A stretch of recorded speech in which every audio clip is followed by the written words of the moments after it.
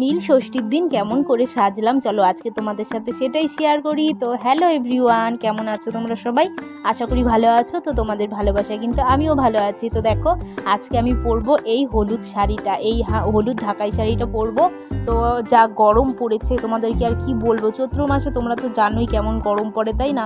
তার জন্য কিন্তু একদম সিম্পলভাবে সাজবো। তো সকাল থেকে যেহেতু উপোস আছি, কিছুই কিন্তু খাইনি। নীল ষষ্ঠীর দিন আমাদের এখানে খুবই আনন্দ মজা হয়, গাজন যাকে বলে।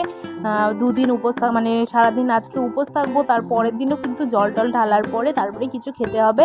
তো দেখো, আমি কিন্তু এখানে একদম ফাইনালি রেডি হয়ে গেছি শাড়িটা পরে। তো কেমন লাগছে আমাকে অবশ্যই কিন্তু জানাবে কমেন্ট করে।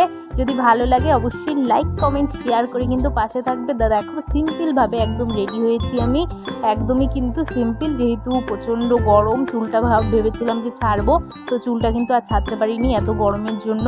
তো চলো, আমি কিন্তু রেডি হয়ে গেছি। তারপরে কিন্তু আমি মেয়েকেও রেডি করিয়ে দেবো। তো মাম্মামকে আমি দেখো কিন্তু রেডি করিয়ে দিয়েছি। কেমন লাগছে আমার মাম্মামকে অবশ্যই জানাবে। তারপরে কিন্তু আমি চলে যাব ঘরে গিয়ে, যেহেতু সকালবেলা আমি আমাদের একটা শিবলিঙ্গ আছে ছোট, সে ঘরে সেইটাতেই আমি পুজো করেছিলাম। তারপরে যেহেতু নীলবাতি জ্বালতে হয় সন্ধ্যেবেলা, নীলষষ্ঠী যেহেতু, নীলবাতিটা সন্তানের মঙ্গলের জন্য নীলবাতি জ্বালাটা খুবই ভালো। তো তোমরা কে কে নীলবাতি জ্বেলেছো অবশ্যই কিন্তু জানাবে। তো আমি দেখো আরেকবার পুজো করে নিলাম। তারপরে চলে যাব কিন্তু আমাদের এখানে যে শিব আসে, মানে শিব পুকুরে শিব থাকে, সেই শিবকে নিয়ে গোটা গ্রামটাকে ঘোরা হয়। তো সেখানেই জল দিতে যাব। তো আমরা সবাই যাব, বাড়ির সবাই যাব। তার জন্য দেখো, মামুনিও কিন্তু এখানে হচ্ছে পুজো দিয়ে নিল আরেকবার। তো আমিও দিয়ে নিয়েছি, মাম্মামও দিয়েছে। তো সবাই মিলে দিয়ে তারপরে কিন্তু সবাই আমরা রেডি হয়ে গেছি। এবার আমরা যাব ঠাকুরের ওখানে। আর প্রচণ্ড ভিড় হয়, তোমাদেরকে পরের ভিডিওতে অবশ্যই সবটা শেয়ার করব।